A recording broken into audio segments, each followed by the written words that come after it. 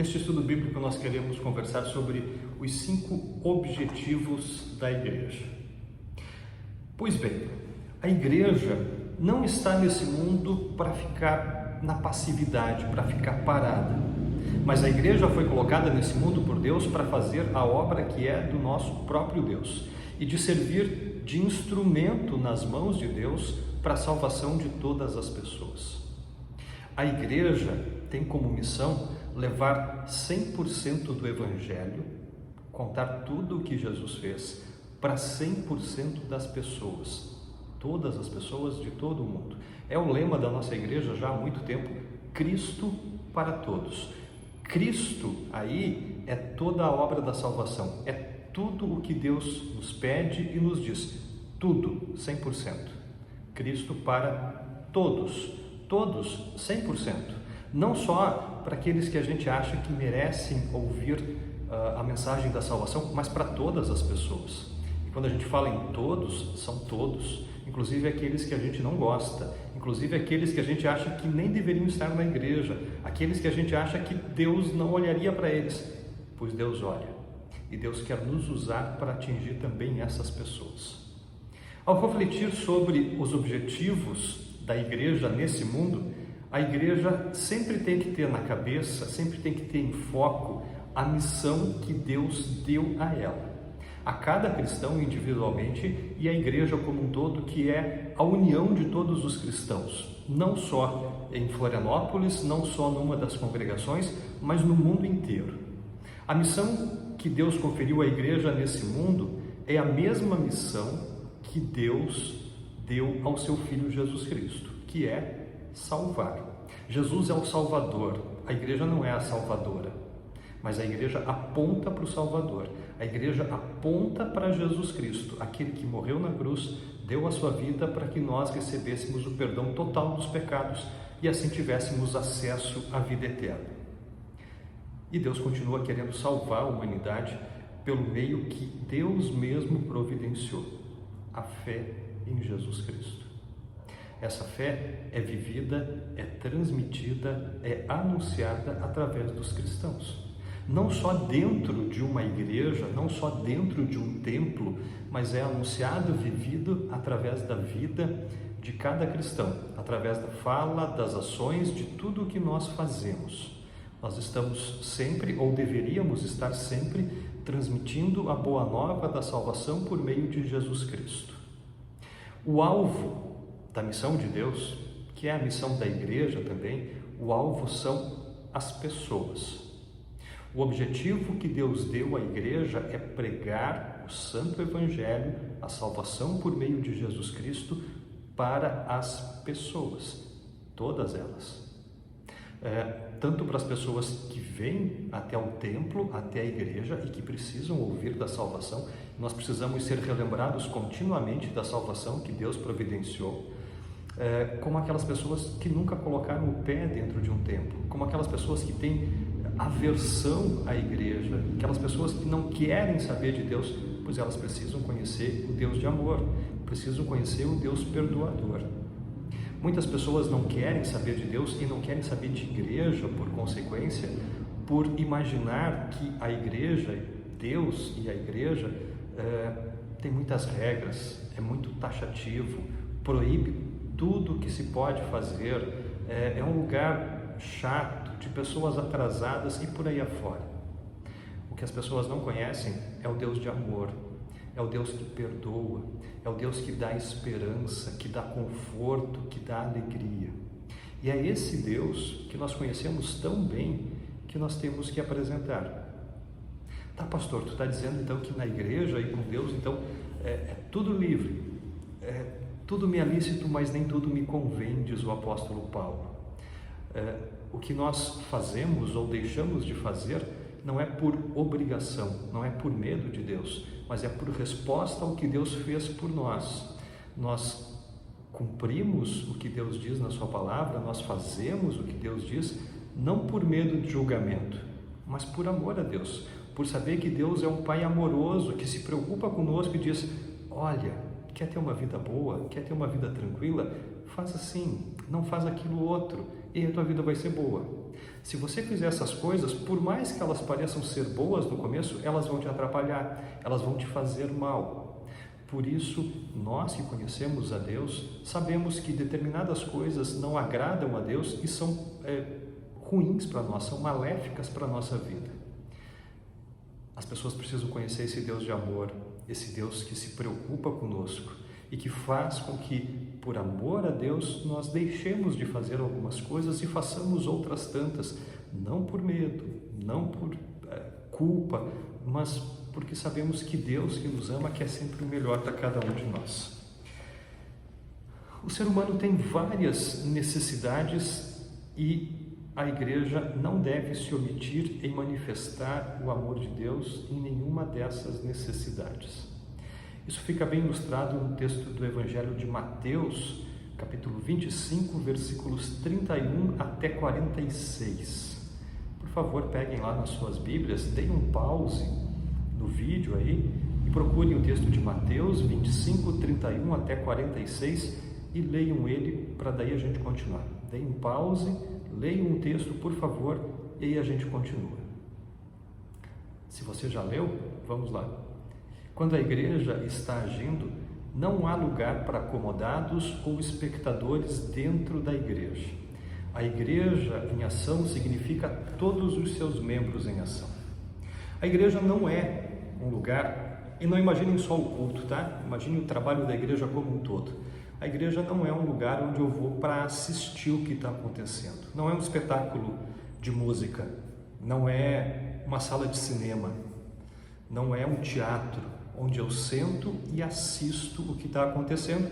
E algumas pessoas que estão lá no palco, que estão na tela, então fazem aquilo acontecer, eu assisto e depois volto para casa com uma bela música, com uma bela mensagem, com uma bela peça de teatro. Não, não é isso. Igreja é ação, é movimento.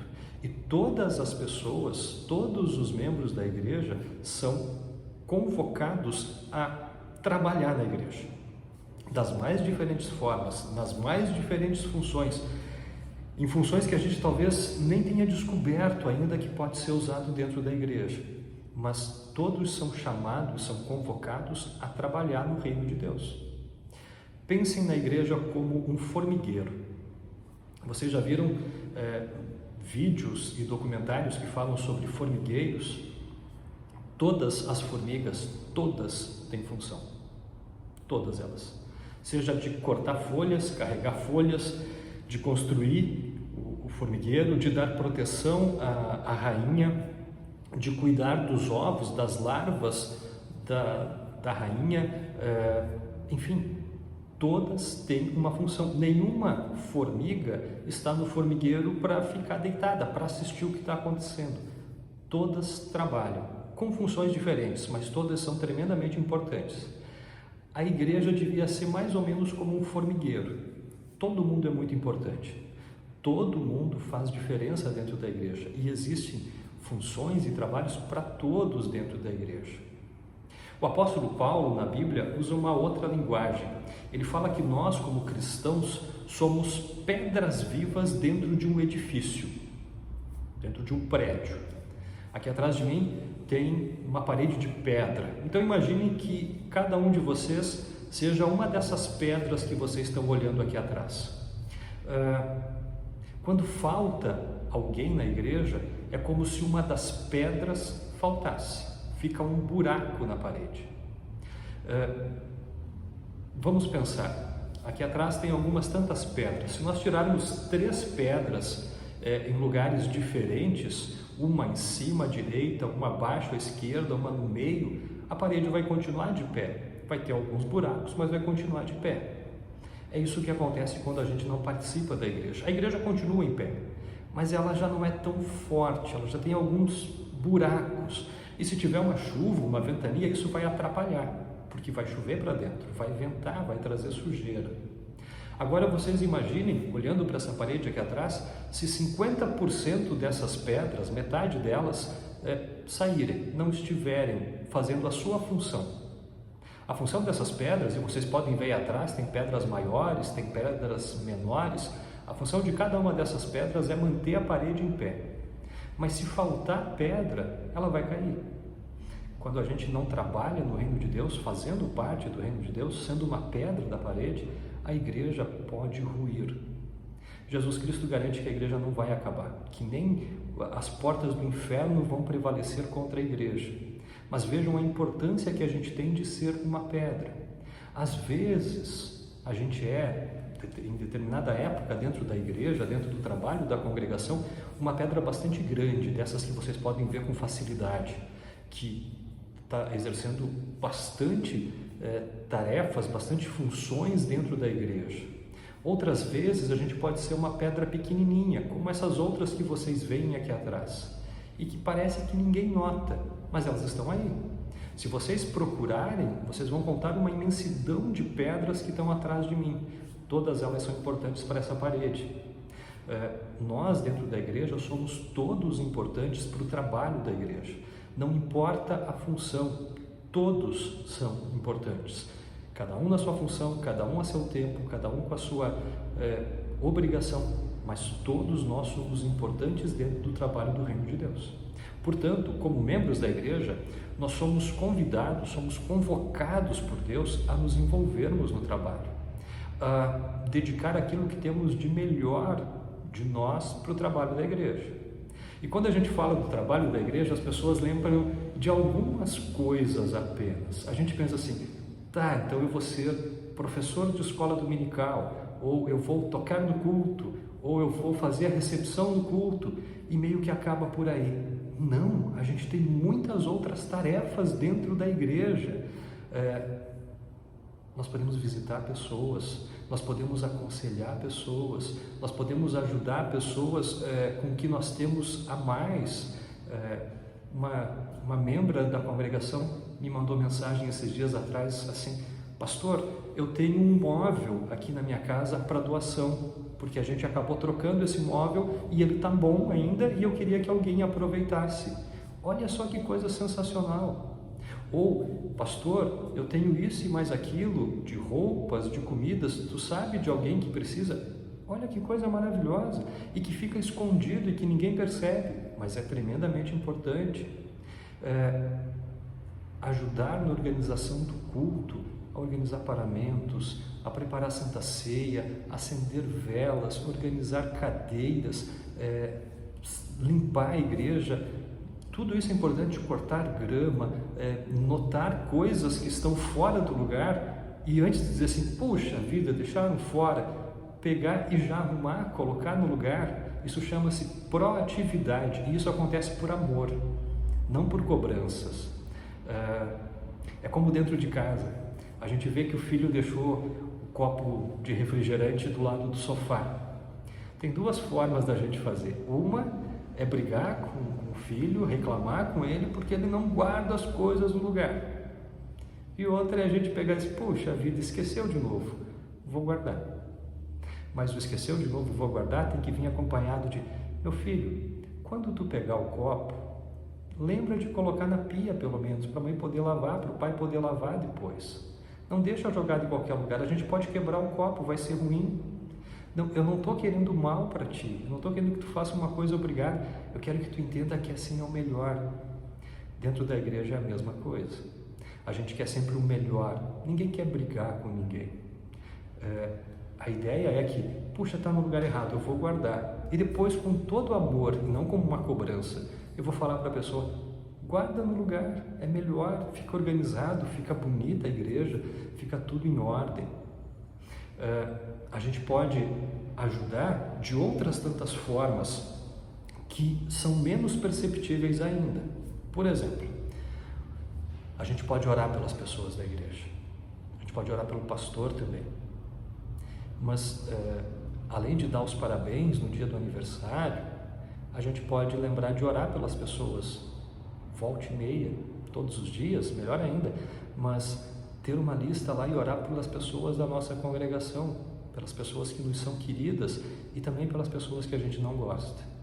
É lembrar que tem pessoas que esqueceram que fazem parte de um edifício de pedras vivas e que estão afastadas do convívio da congregação e orar por essas pessoas, ligar para elas, convidá-las com todo amor para virem ao culto, dizer o quanto a gente tem saudade delas, e o quanto elas são importantes para a igreja, porque senão vai estar faltando uma pedra na parede.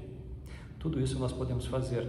E lembrem, a igreja de Cristo, ela não tem lugar para ficar sentado só assistindo. Nós somos convidados a nos envolver, a estarmos em conjunto. Vamos pensar de uma outra forma.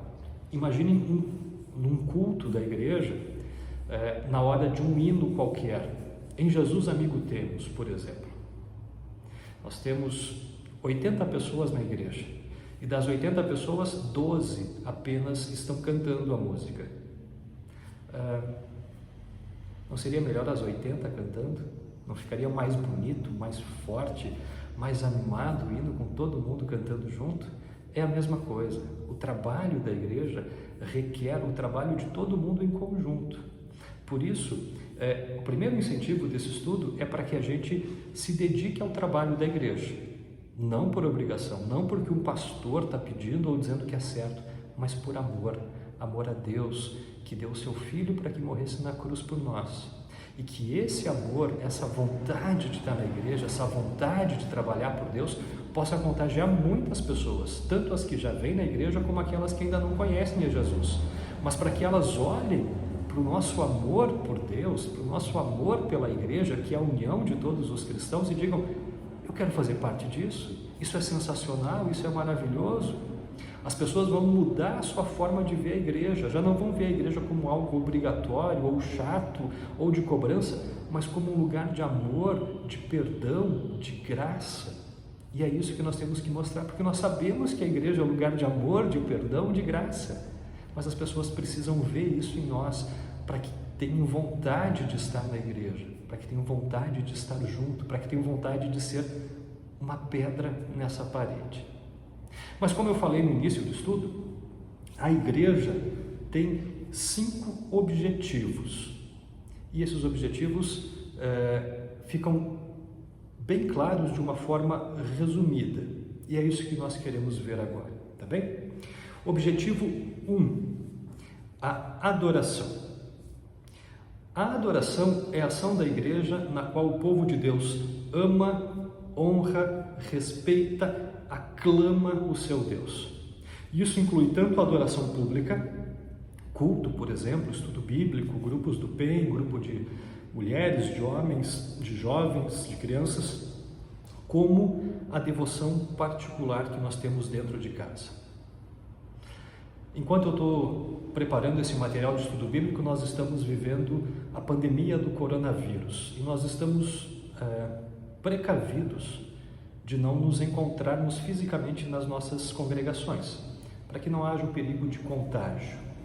Mas o nosso culto continua. Vocês podem ter acesso a cultos de forma eletrônica.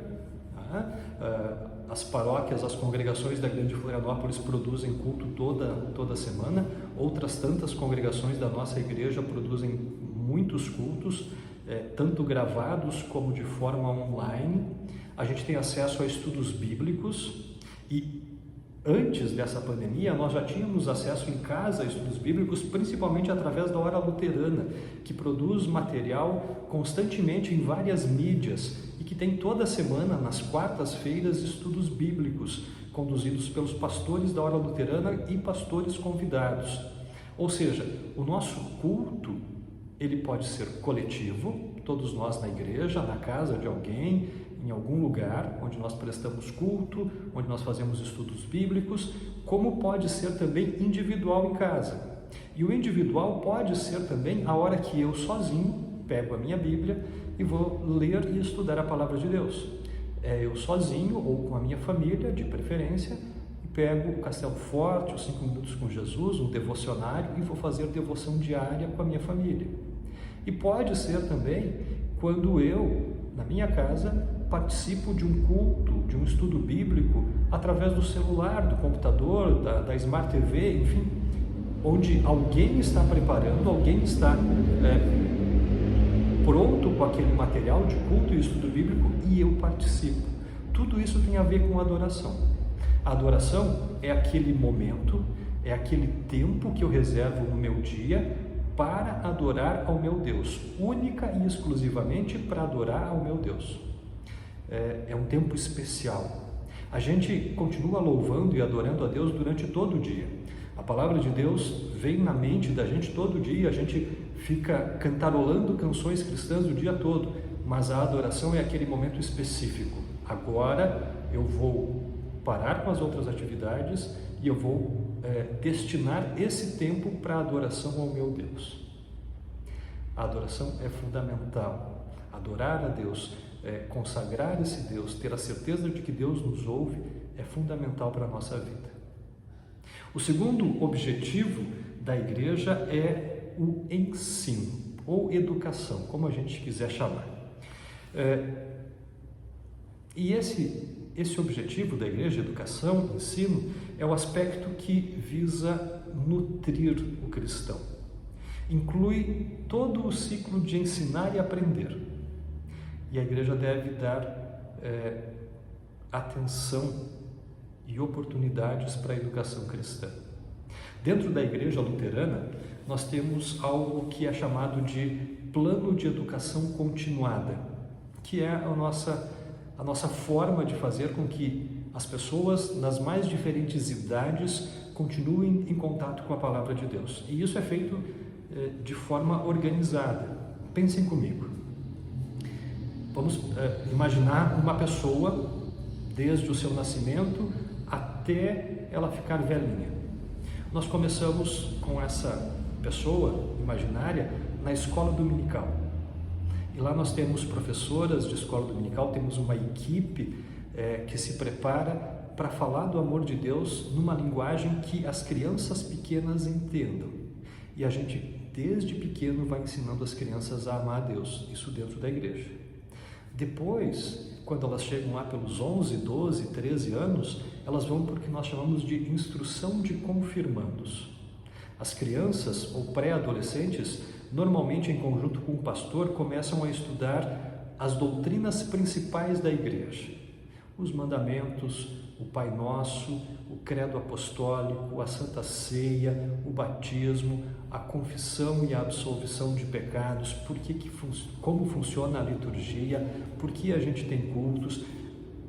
Os pré-adolescentes são apresentados às doutrinas da igreja e são apresentados a forma que a igreja trabalha, a forma que a igreja se conduz.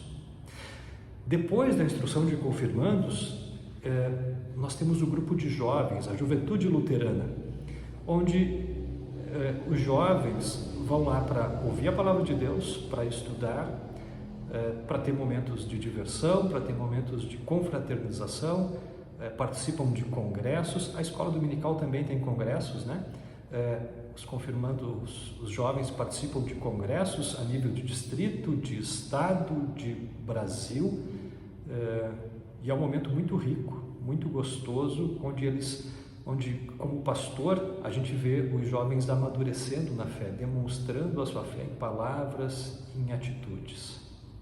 Depois disso, além dos cultos e dos estudos bíblicos nas casas, nós temos grupos de mulheres, temos grupos de homens. A gente coloca as mulheres, normalmente as casadas, e homens casados, em dois grupos diferentes por afinidades. Além disso, nós temos também grupos de casais, onde o marido e a mulher participam junto, ou grupos de famílias, onde os filhos também participam juntos. E ainda nós podemos ter o grupo de terceira idade, que são as pessoas que já estão lá depois dos 60, 65 anos, e também, de novo, é setorizado para eles, para que a palavra de Deus faça sentido na vida dessas pessoas. Como eu disse, um plano de educação continuada. Nós nos preocupamos com as crianças, com os pré-adolescentes, com os jovens, com as pessoas adultas que já estão casadas, com as pessoas de mais idade. Isso não aconteceu por acaso. Isso foi pensado, foi organizado para que em todas as nossas faixas etárias, para que todas as pessoas que fazem parte da igreja possam ter contato com a palavra de Deus conforme a sua faixa etária, conforme o seu grupo de afinidade, para que possa ser também agradável esse momento para que possam ter outros momentos de confraternização e esse amor possa ser vivido, possa ser demonstrado também nesses grupos de interesse, tá? A educação sempre quer fazer com que a pessoa, educação e ensino, sempre quer fazer com que a pessoa cresça na fé, com que ela conheça cada vez mais a Jesus Cristo, o seu Salvador, que conheça cada vez mais Deus, o Pai, que a tudo criou e a tudo mantém, que conheça cada vez mais Deus Espírito Santo, que nos dá a fé e nos mantém na fé salvadora. Tudo isso é proporcionado dentro da igreja, não para o indivíduo, mas para todos que fazem parte da igreja. De novo, não dá para ser passivo, não dá para ficar só assistindo, é preciso se envolver nesse trabalho. O terceiro objetivo da igreja é o testemunho. Testemunho é a ação da igreja no sentido de levar o evangelho aos que ainda não creem no amor que o Salvador Jesus Cristo teve e tem por cada pessoa. A missão da igreja é um processo contínuo, ela nunca termina. Ela se renova a cada manhã. Inclui tanto o ensinar a fazer missão, o educar para a missão, como o fazer missão efetivamente. Nós somos estimulados na igreja a falarmos do amor de Deus para as pessoas. Somos estimulados na igreja a viver o amor de Deus em todos os momentos da nossa vida. Mas não pode ficar só no ser estimulado, no ser ensinado. Mas nós temos que fazer isso de fato. Temos que de fato realizar isso. É mais ou menos assim. Vocês vão a uma consulta médica e o médico diz que vocês precisam tomar um remédio para diabetes, por exemplo. E vocês sabem que precisam tomar um remédio para diabetes. Vocês compram o remédio para diabetes. Vocês deixam o remédio lá prontinho, mas nunca usam. Não vai fazer efeito nenhum. A missão é a mesma coisa. A gente sabe que é para falar de Jesus para as pessoas. A gente sabe que pela nossa vivência cristã as pessoas são atingidas pelo amor de Deus. Mas não dá para deixá-la guardada. Nós temos que fazer missão. Temos que falar do amor de Deus. E aí nós temos várias formas de testemunhar. Uma delas é a conversa, é realmente falar. Outra é material evangelístico. Nós temos alguns tantos livretos da Hora Luterana, temos devocionários da Hora Luterana e da Editora Concórdia, o Castelo Forte, os 5 Minutos com Jesus. Nós temos material que é deixado na igreja para que a gente possa pegar e levar adiante. Temos a revista Mensageiro Luterano, que também é da nossa igreja.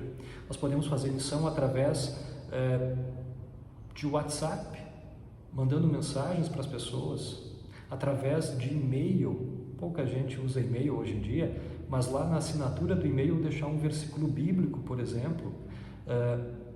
Nós temos oportunidade de fazer missão convidando as pessoas para estarem conosco nos cultos.